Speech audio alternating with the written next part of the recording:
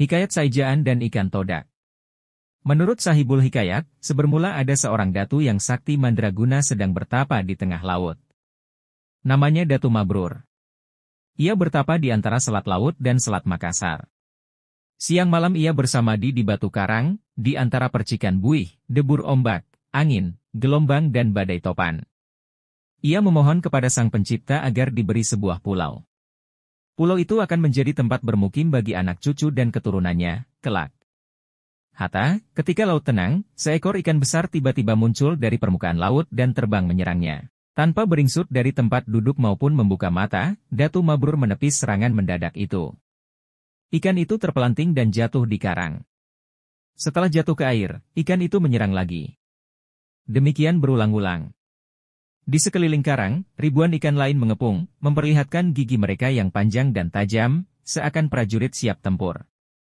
Pada serangannya yang terakhir, ikan itu terpelanting jatuh persis saat Datu Mabrur membuka matanya. "Hai, ikan. Apa maksudmu mengganggu samadiku? Ikan apa kamu?"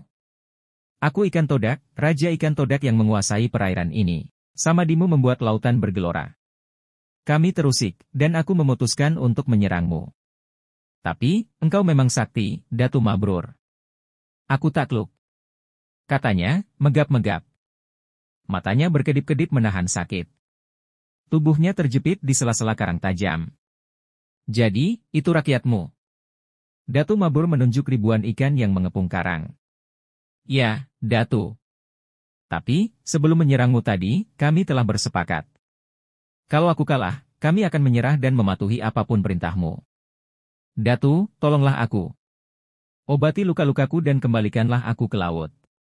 Kalau terlalu lama di darat, aku bisa mati. Atas nama rakyatku, aku berjanji akan mengabdi padamu, bila engkau menolongku." Raja Ikan Todak mengiba-iba. Seolah sulit bernapas, insangnya membuka dan menutup. "Baiklah," Datu Mabrur berdiri. "Sebagai sesama makhluk ciptaannya, aku akan menolongmu. Apapun permintaanmu, kami akan memenuhinya." Datu ingin istana bawah laut yang terbuat dari emas dan permata, dilayani ikan duyung dan gurita. Ingin berkeliling dunia, bersama ikan paus dan lumba-lumba. Tidak.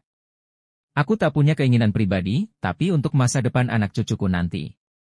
Lalu, Datu Mabrur menceritakan maksud pertapaannya selama ini. "Akan kukerahkan rakyatku, seluruh penghuni lautan dan samudera. Sebelum matahari terbit esok pagi, impianmu akan terwujud." "Aku bersumpah," jawab Raja Ikan Todak. Datu Mabrur tak dapat membayangkan bagaimana Raja Ikan Todak akan memenuhi sumpahnya itu. "Baiklah. Tapi kita harus membuat perjanjian. Sejak sekarang kita harus saijaan, seiring sejalan. Seia sekata, sampai ke anak cucu kita. Kita harus rakat mufakat, bantu-membantu, bahu-membahu." "Setuju." "Setuju, Datu," sahut Raja Ikan Todak yang tergolek lemah. Ia sangat membutuhkan air. Mendengar jawaban itu, Datu Mabrur tersenyum. Dengan hati-hati, dilepaskannya tubuh Raja Ikan Todak dari jepitan karang, lalu diusapnya lembut. Ajaib! Dalam sekejap, darah dan luka di sekujur tubuh Raja Ikan Todak itu mengering. Kulitnya licin kembali seperti semula, seakan tak pernah luka. Ikan itu menggerak-gerakkan sirip dan ekornya dengan gembira. Dengan lembut dan penuh kasih sayang, Datu Mabrur mengangkat Raja Ikan Todak itu dan mengembalikannya ke laut. Ribuan ikan yang tadi mengepung karang, kini berenang mengerumuninya, melompat-lompat bersukaria. "Saijaan," seru Raja Ikan Todak sambil melompat di permukaan laut. "Saijaan," sahut Datu Mabrur. Sebelum tengah malam, sebelum batas waktu pertapaannya berakhir, Datu Mabrur dikejutkan oleh suara gemuruh yang datang dari dasar laut. Gemuruh perlahan, tapi pasti. Gemuruh suara itu terdengar bersamaan dengan timbulnya sebuah daratan dari dasar laut. Kian lama, permukaan daratan itu kian tampak.